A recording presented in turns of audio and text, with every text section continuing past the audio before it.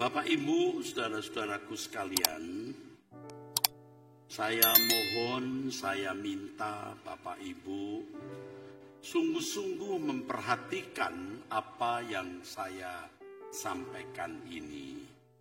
Bapak Ibu simpan, Bapak Ibu goreskan sedalam-dalamnya di dalam hati. Karena ini hal yang penting sekali. Yaitu bagaimana cara kita memandang hidup. Kita harus memandang hidup dari prisma, dari sudut pandang, dari perspektif kekekalan. Ini yang banyak orang lupa. Bahkan saya memperhatikan aktivis, pendeta juga bisa lupa bahwa cara kita memandang hidup ini harus dari dimensi kekekalan. Memang ini kedengarannya konyol, saudara. Sebab hampir semua orang di sekitar kita itu memandang hidup dari perspektif kefanaan. Filosofinya kalau dikalimatkan seperti yang ditulis Paulus, mari kita makan minum sebab besok kita mati. Memang tidak diucapkan, tetapi irama hidup, ritme hidup, gaya hidupnya begitu, saudara. Pedagang, teknokrat, politisi, ibu rumah tangga, ASN, sama. Pendeta tidak sedikit sama. Memandang hidup dari dimensi kefanaan. Coba perhatikan. Hidup orang-orang seakan-akan jalan ini tidak berujung. Seakan-akan hidup ini tidak berakhir. Padahal ujung akhir hidup kita itu bisa setiap saat, bisa kapan saja. Bapak Ibu, saya tidak menakut-nakuti saudara. Saya sudah pelayanan hampir 45 tahun. Jatuh bangun, ups and down, ya.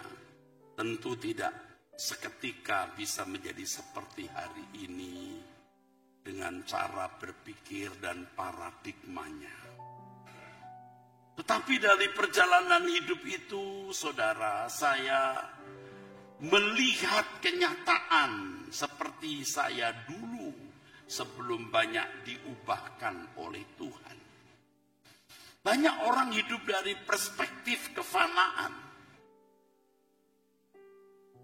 Ini membuat diri manusia itu hina, rendah.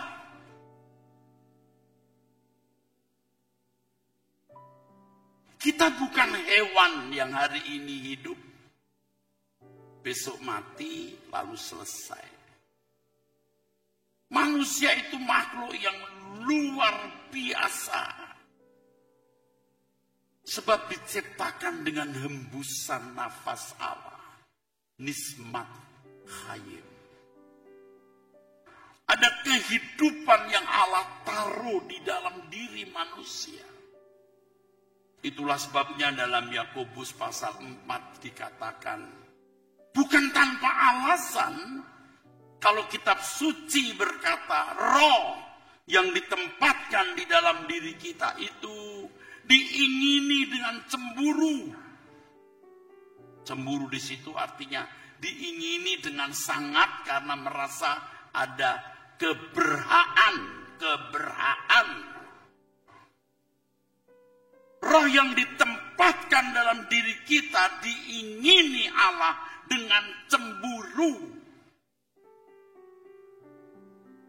Roh yang ada di dalam diri kita maksudnya bukan Roh Kudus, saudara.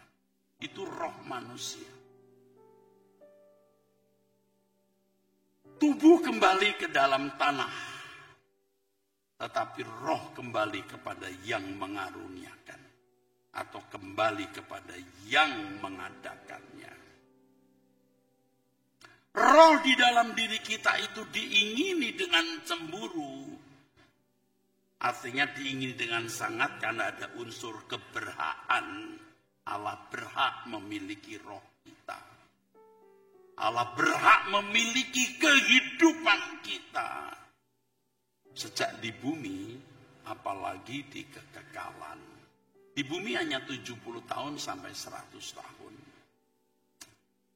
Tapi di kekekalan itu luar biasa. Saudara. Allah mau, Allah menginginkan, Allah mengendaki kita bersama dengan Dia. Nah, kalau orang hidup dengan dimensi kefanaan, dia pasti tidak memperdulikan perkara-perkara di balik kubur, after the grave, beyond the grave. Kolose pasal 3 dari ayat 1 saudara sampai ayat yang keempat. Itu oleh ilham roh Paulus mengatakan, carilah perkara yang di atas bukan yang di bumi. Pikirkan perkara yang di atas bukan yang di bumi. Tuhan Yesus sendiri berkata di Injil Matius pasal 6 ayat 19. Kumpulkan harta di surga, bukan di bumi. Bukan. Ini bukan berarti lalu kita tidak boleh bekerja cari nafkah. Kita harus bekerja cari nafkah. Jangan hanya menjadi orang kaya, jadilah orang yang sangat kaya. Tetapi tujuan hidup bukanlah kekayaan itu. Sebab sekaya apapun kita hanya menikmati 70 sampai 100 tahun. Pakai saudaraku. Kasihan banyak orang tuh saudara. Benar-benar bodoh. Manusia itu makhluk kekal. Allah menaruh kehidupan di dalam diri kita. Itu kehidupan abadi. Tubuh bisa dikubur. Tapi roh itu abadi, saudara. Kalau kita bicara begini di luar sana, saudara, orang ketawain kita. Apa sih? Apa sih? Surga lagi, surga lagi.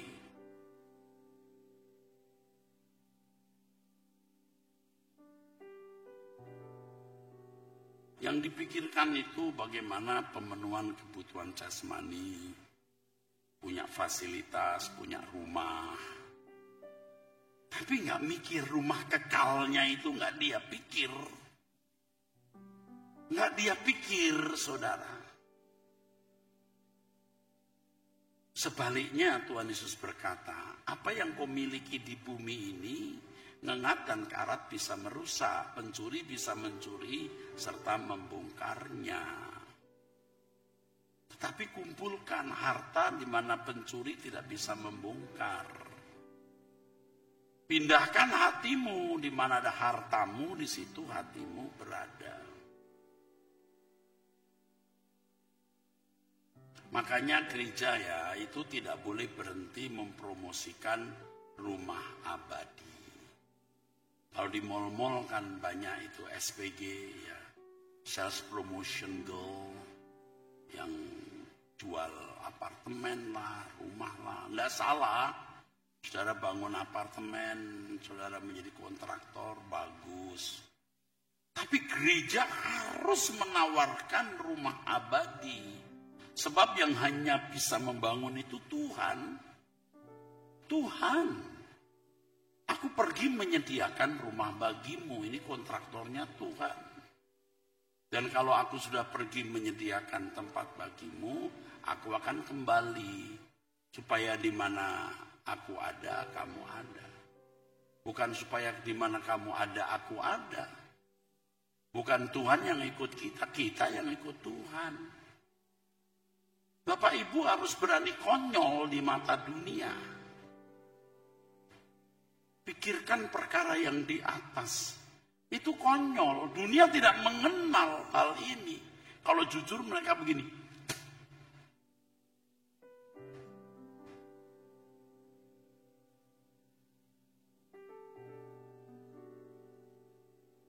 Mana orang pikir surga? Padahal selangkah dia mati, itu surga atau neraka. Coba. Bodoh sekali kan saudara. Dia pikir jalan gak ada ujungnya. Jalan itu bisa ada ujungnya. Setan itu sering berkata begini, fine aja nanti. Baik-baik.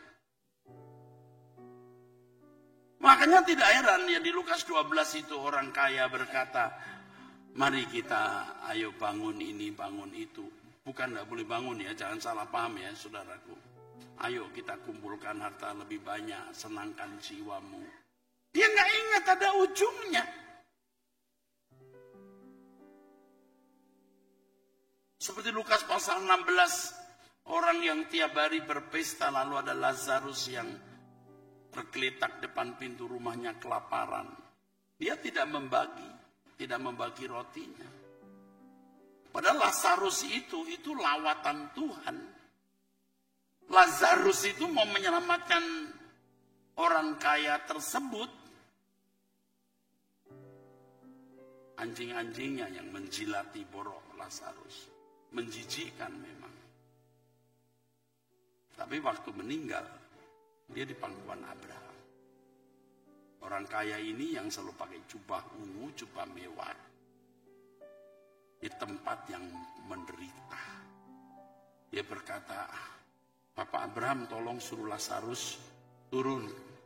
Kasih tahu saudara-saudara saya supaya jangan sampai ada di tempat ini. Ya biasa orang kaya perintah sana perintah sini. Mati pun masih perintah Abraham. Kurang ajar nggak?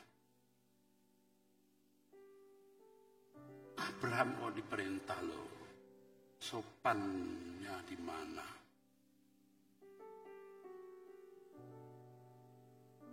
Lalu Abraham berkata, tidak bisa. Di sana sudah ada firman, ada nabi, ada pendeta gitu. Walaupun orang mati bangkit memberitahu, mereka tidak akan bertobat. Kenapa? Nggak ada interest. Nggak tertarik. Biar ada orang mati bangkit nggak tertarik.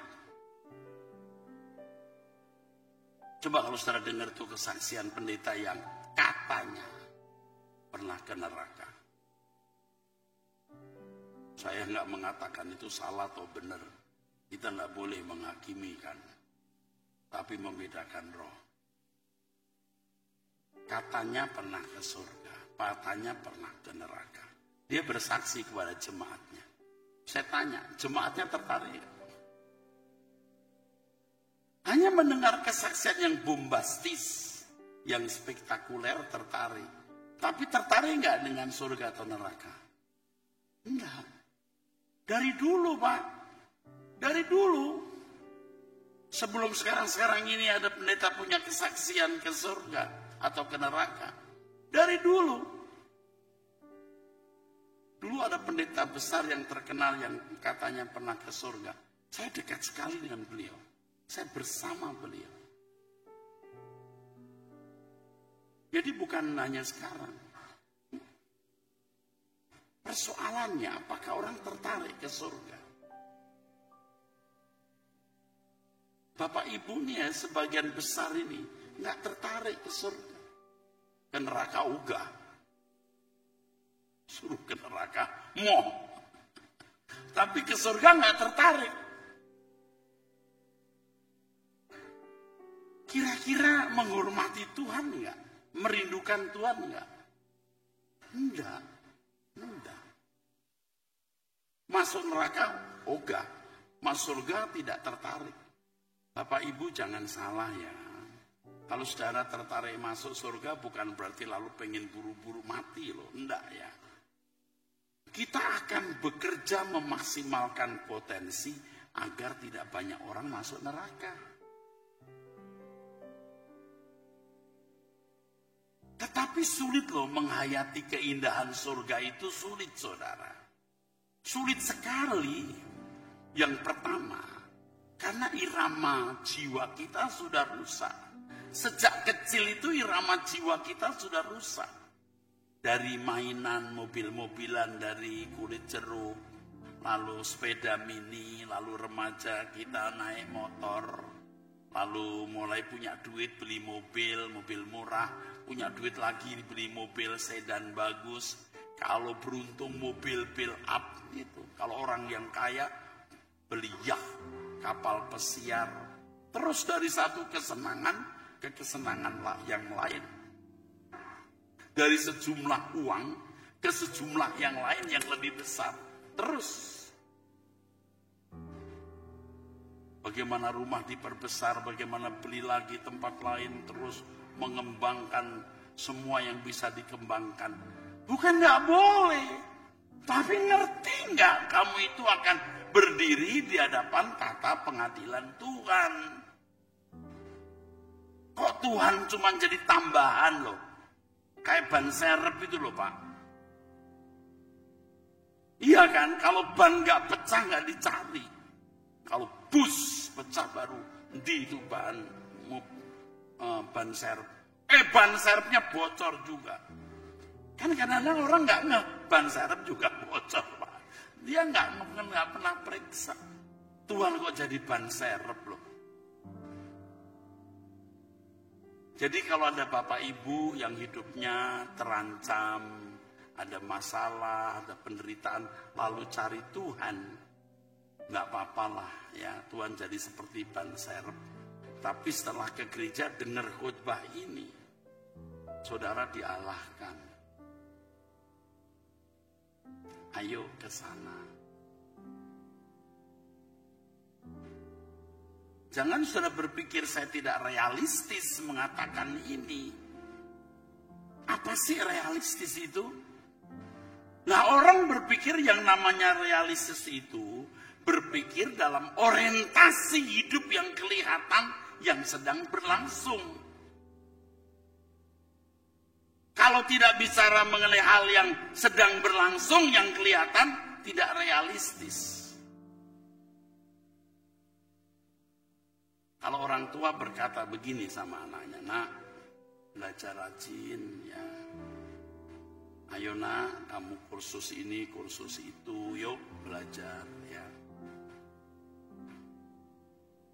Anak bisa berkata, mami itu gak realistis, ya nantilah. Sekarang ini sekarang, mami ini cerewet ya kayak nenek lampir.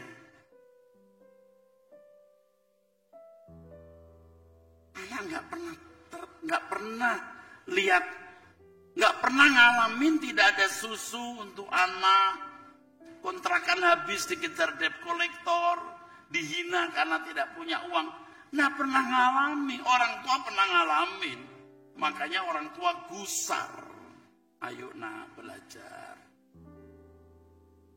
Mama pernah muda seperti kamu, tapi kamu belum pernah tua seperti mama. Karena tidak pernah melihat keadaan sulit. Sembarangan hidup. Saudara pernah ke neraka?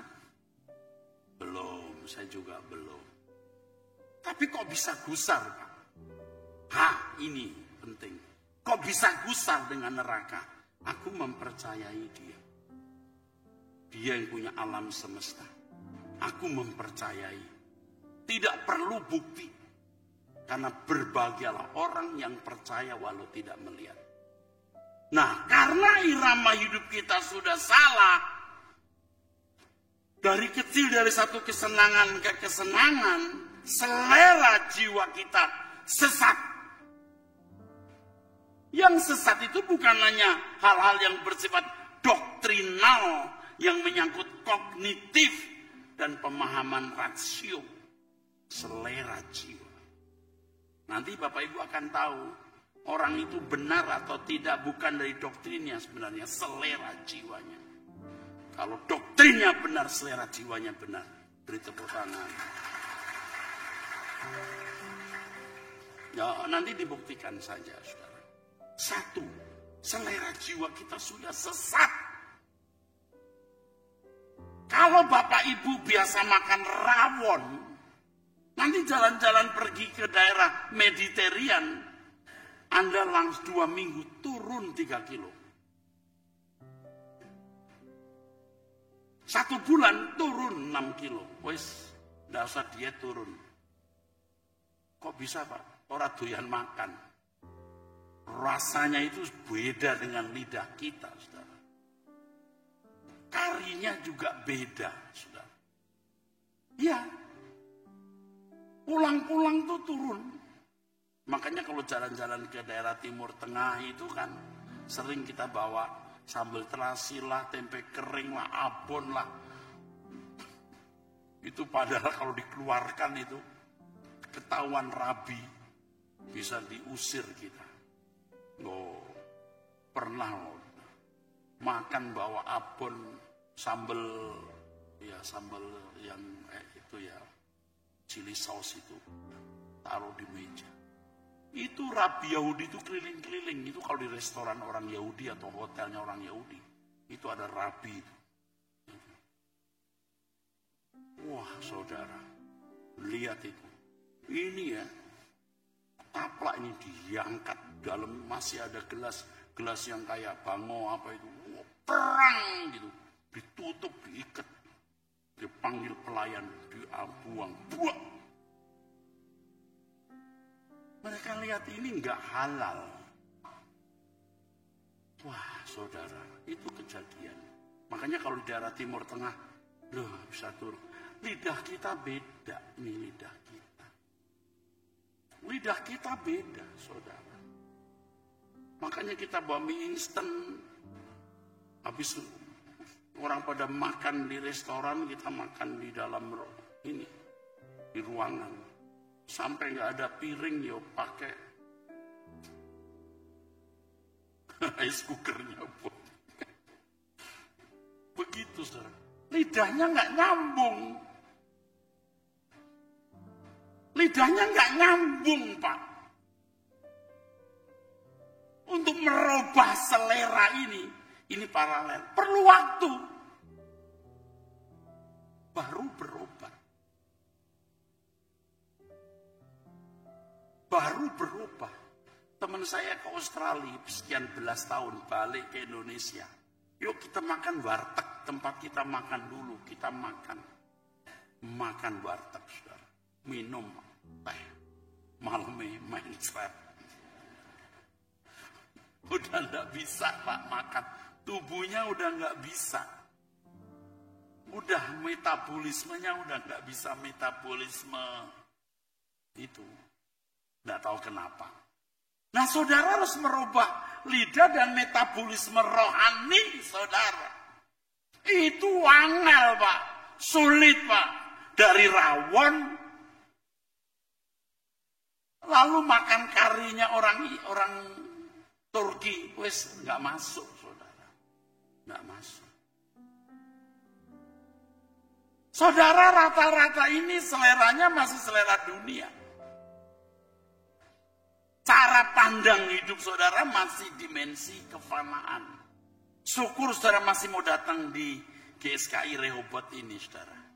Karena saudara mungkin mencium bau keanehan di gereja ini. Agak beda ini, nyentrik ini. Ya udah, datang dan buktikan ini gereja benar atau tidak. Nuranimu yang mesti engkau buka. Ya. Kalau di Jakarta, saudara, saya berkata, kamu tanya Tuhan, pendeta ini benar atau tidak? Ya, jemaat tidak habis juga, saudara, walaupun saya dibully luar biasa. Hari Minggu pasti paling tidak 6.000 orang yang datang. Pasti. Serius. Kalau doa pagi saja 5.000 lebih kalau saya pimpin. Pokoknya saudara, bukan moso ya, saya ini orang yang banyak putus asa juga, saudara, frustasi juga. Tapi kalau nggak putus asa, nggak frustasi, selera jiwa saya nggak berubah. Jadi ini bagus banget nih, saudara. Bagaimana Pak merubah selera jiwa? 1, saudara harus membangun pikiran dengan firman yang benar. bagaimana Pak kita bisa tahu firman yang benar atau tidak? Dunia kita hari ini kacau. Tapi Allah masih hidup dan akan tetap hidup selamanya. Katakan amin.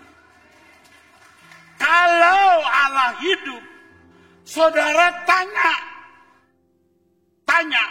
Tuhan, gereja mana yang benar? Pendeta mana yang benar? Tanya. Pernah nanya begitu? Banyak yang tidak nanya. Pakai pikiran yang tidak dipimpin Roh Kudus. Tanya, kalau Allah itu hidup, tanya. Kalau saya Bapak Ibu, ini sharing ya.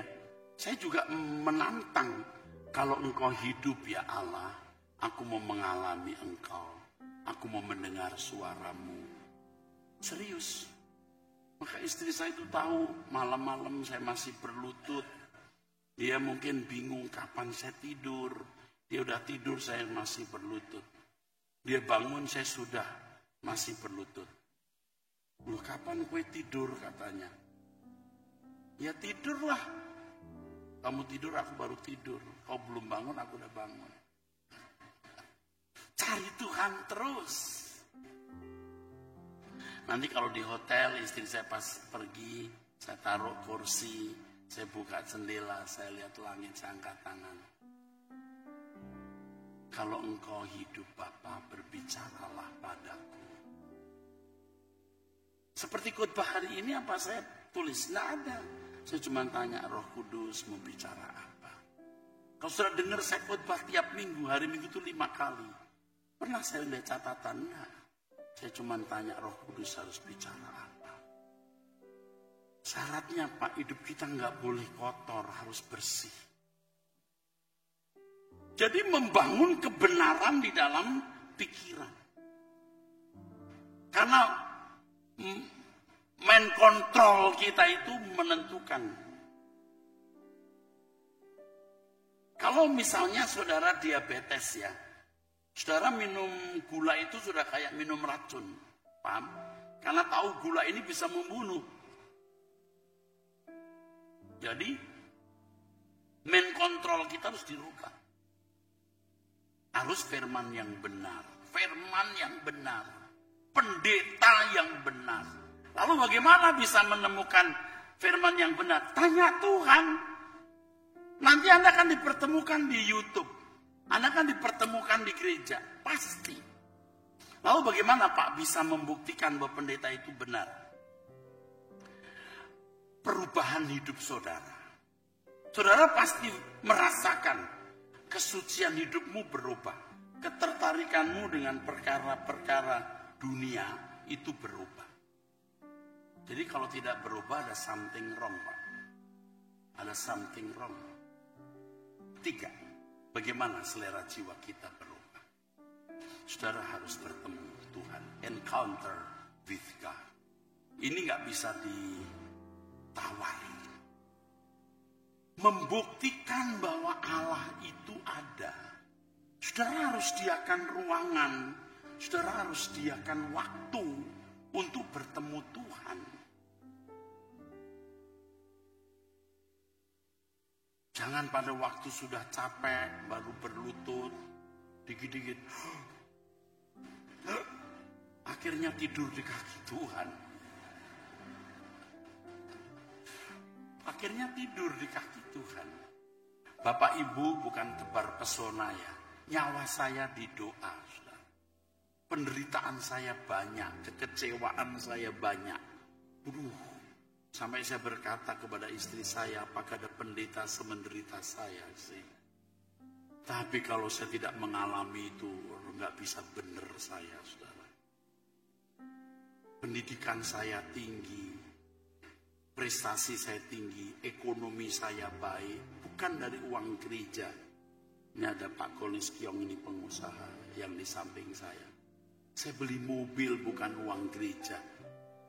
Saya punya mobil Alphard, saya jual. Uangnya saya kasih gereja. Saya beli baru. Dari mana Pak uangnya? Lah kalau saya cerita semua kan juga nggak baik. Ya pasti saya ada income lah. Jadi sudah senang. Hidup saya ini sudah senang, Pak. Wes nggak usah susah-susah. Saya naik pesawat bisnis kelas. Saya cukup. Tapi kalau nggak menderita, Pak. Wah, nggak pengen pulang ke surga saya, Pak. Wes nyaman saya di bumi. Belum aset-aset kami itu. Waduh, udah cukup lah. Saya jual juga, saya nggak usah kerja, cukup. Saya punya tanah 6 hektar, dulu belinya cuma 20 perak. Sekarang sudah mau 1 juta. Saya jual dari bunganya, wes urip aku. Saya juga nggak mau terhina di jemaat, lalu orang mandang saya kayak saya makan uang gereja. Terhina. Pak Kyong ini tahu, ini kan gembala, saya gembala senior. Dia gembala, dia menghidupi sekolah, gereja-gereja di daerah. Tiap bulan miliar. Jadi kolektanya itu dari gerejanya Pak Kyong ini. Tapi saya kudanya. Kalau dia Don King, saya itu Mike Tyson-nya. Tapi cukup terus.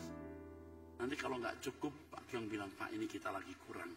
Siap. Cukup terus. Tapi saya pilih pulang. Maka saya mengajak berkemas-kemas. Dan saya serius mencari Tuhan. Puasa, doa. Truth ID jam 5 pagi, kalau saya tidak keluar kota, saya pasti pimpin. Sudah 3 tahun nanti bulan Januari. Tidak pernah absen. Dan kami punya komitmen doa pagi tidak pernah absen sampai kiamat. Wis ben. Edan-edan tenan gitu loh, Pak. Kalau kita belum edan di mata dunia, belum waras di mata Allah. Amin, saudara. Saudara, seriuslah. Cari firman dari pendeta yang benar. Siapa, Pak? Tanya sendiri.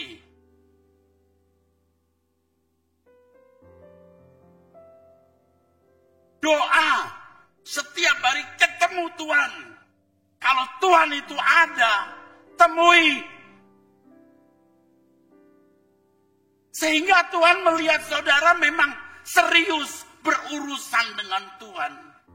Kalau saudara serius berurusan dengan Tuhan, Tuhan serius berurusan dengan saudara. Tuhan belat-belit dengan orang yang belat-belit. Tapi Tuhan berlaku suci dengan orang yang suci. Amin. Anda nggak perlu minta tolong. Kalau Anda kekasih Tuhan, saudara serius dengan Tuhan, Tuhan protek saudara. Tadi saya lihat yang singer-singer ini, aduh, pioliang, centek. Lalu dalam hati saya angkat tangan tadi, lindungi anak-anak ini Tuhan. Karena saya juga punya anak perempuan, saudara. Dan waktu Stefani nyanyi di sini, Pak ya.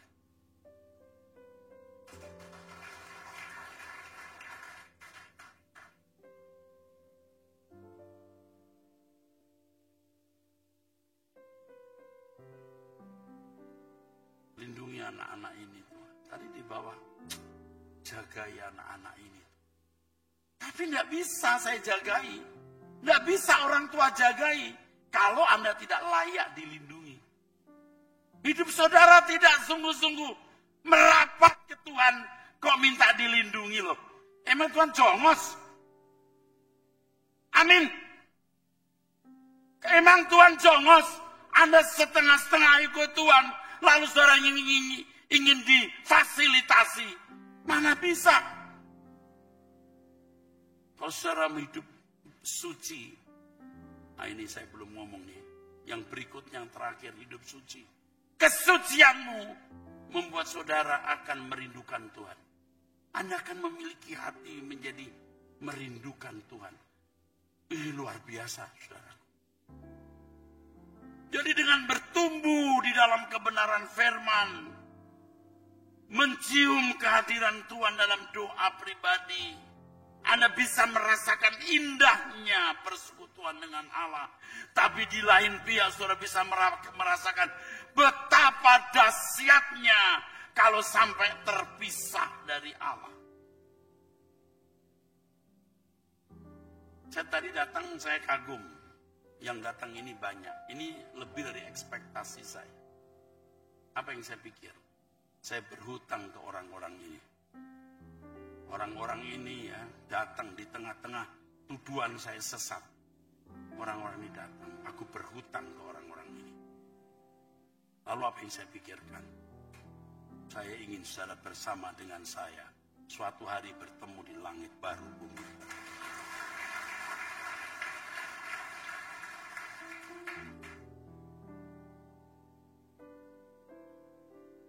Kalau saudara menjadi kekasih Tuhan, merapat dengan Tuhan, Tuhan tahu Anda serius dengan Dia. Tuhan tahu Anda serius untuk pulang ke rumah Bapa. Tuhan serius merawat saudara. Hidupmu dipulihkan. Gak bisa lawan saudara. Dunia kita itu jahat. Tapi kalau saudara serius dengan Tuhan, Tuhan pasti memperlakukan saudara istimewa. Anda memiliki yang namanya privilege, hak istimewa. Saudara tidak saya tarik ikut saya atau ikut Pak Roni atau ikut GSKI, Rehoboth. Anda datang boleh, nggak datang pun nggak dicari. Kalau di sana saya ngomong, Anda datang silakan, Anda nggak datang pun tidak saya cari. Maksudnya kalau you serius datang. Gereja ini bukan untuk membuat Anda bisa penuhi gereja, memberi perpuluhan. Banyak Anda yang susah, tidak ditagih-tagih perpuluhan. Tapi kita hanya ingin membawa saudara ke tempat yang baik, di langit baru, bumi baru. Kalau gereja benar, gereja akan dicukupi Tuhan, saudaraku. Kalau boleh kesaksian ya, ada Pak Kyong di sini. Wah, kebutuhan kami menghidupi 1000 lebih mahasiswa. Membantu sekolah-sekolah. Tadi saya baru cerita Pak Roni, kami bangun 5 sekolah tahun ini Pak. Dan kami mensuplai terus dana untuk daerah. Terutama daerah-daerah Kristen yang sekarang bisa tidak jadi mayoritas Kristen. Bukan cari dana. Saya cuma mau memastikan gereja yang benar, gereja yang dicukupi Tuhan. Jangan kita membuat jemaat susah. Dikit-dikit minta duit, dikit-dikit kumpulin dana, enggak usah. Pasti Tuhan akan cukupi pakai cara-cara Tuhan yang ajaib. Nah Bapak Ibu Saudara sekalian, we don't know about tomorrow. Kita nggak tahu hari esok atas anak-anak kita, bisnis kita, kesehatan kita.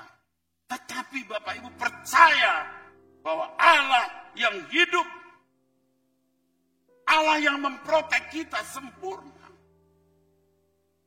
Masalahnya saudara serius nggak? Kalau saudara tidak serius pulang ke rumah Bapak, Anda pulang kemana? Jadi memandang hidup harus dengan perspektif atau dimensi kekekalan. Memandang hidup itu harus dari perspektif kekekalan, saudaraku. Dan Roh Kudus akan pimpin step by step. Saya tulis deh. Bapak Ibu, nih ya. Saya sering menggambar ini. Kalau Anda ada di sini, ini kuburan. Hidup kita bukan untuk di sini, Pak, tapi untuk di sini. Unlimited.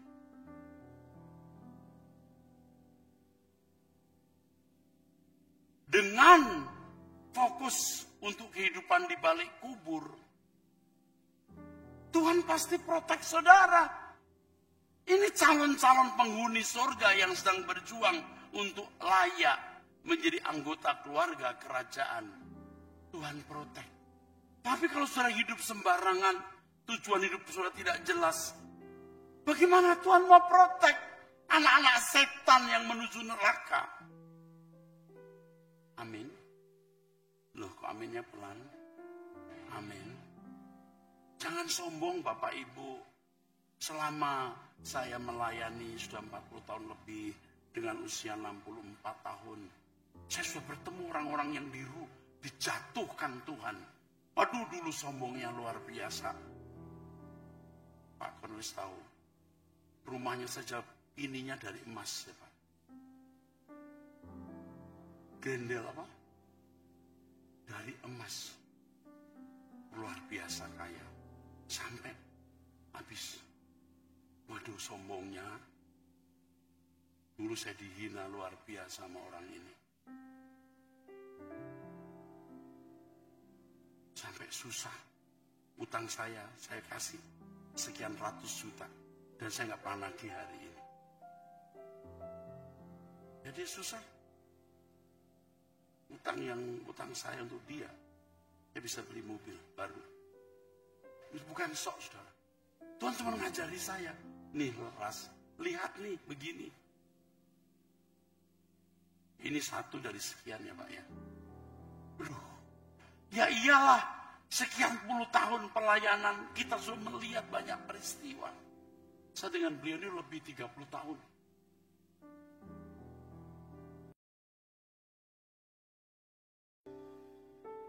Jika Tuhan memberi kasih karunia kepada kita,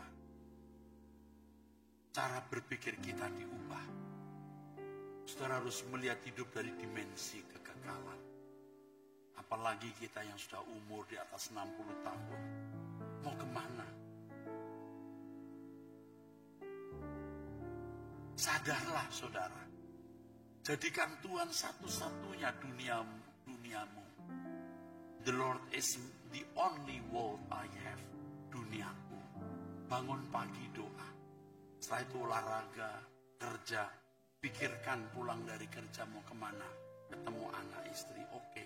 Setelah itu, tidak usah nonton bola. Baca Alkitab, berdoa. Boleh tepuk tangan silakan. Petakan hidupmu. Petakan hidupmu. Buat jadwal. Kapan saudara ke gereja, kapan saudara baca Alkitab, kapan saudara berdoa. Petakan hidup saudara. Karena kalau engkau ubah rutinitasmu, engkau rubah hidupmu. Engkau tidak bisa berubah kalau rutinitasmu tidak kau ubah. Pendeta mau khotbah bagaimanapun, Anda tidak berubah karena Anda tidak merubah rutinitas. Yang biasa sudah tonton dan itu tidak membuat Anda bertumbuh, jangan tonton. Dengan siapa Anda bergaul yang tidak membuat Anda hidup benar, jangan bergaul. Amin. Rutinitasmu harus dirubah supaya hidupmu dirubah. Amin.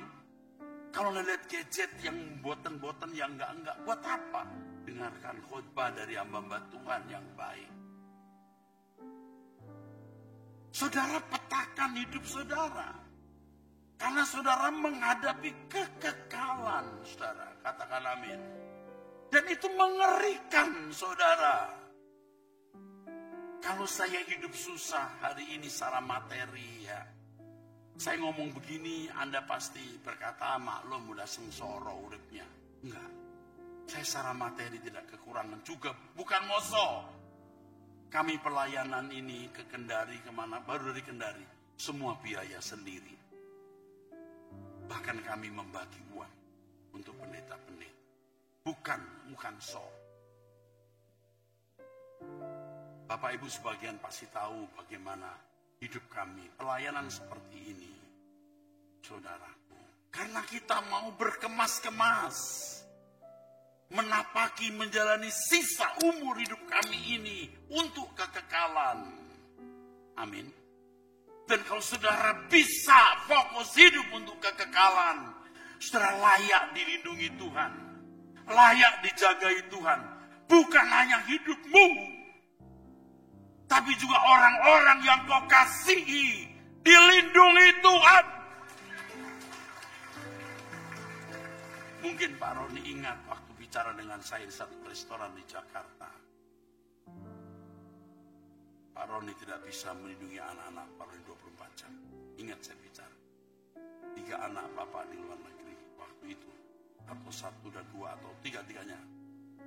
Anda nggak bisa lindungi. Anda mau jagoan apapun, Anda nggak bisa. Hanya Tuhan yang bisa lindungi. Jika kita benar-benar memiliki keintiman dengan Tuhan, yang ditandai dengan kesediaan kita serius memandang hidup dengan kacamata kekekalan, Tuhan pasti protek kita, saudara. Amin. Oke, boleh tepuk tangan. Saya tahu anak-anak muda seperti ini sulit menerima hal ini. Tapi kalau kamu bisa mengerti apa yang saya katakan, kamu ikuti, kamu terlindungi. Nah, dunia ke depan kita tidak tahu.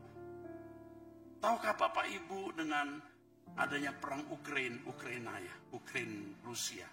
Kebetulan saya pernah ada di wilayah itu, di Prah, daerah Ukraina, very beautiful. Gedung-gedung bagus, apartemen-apartemen lama yang masih dilestarikan, bagus-bagus. Malam minggu mereka bisa ada di People Park menari.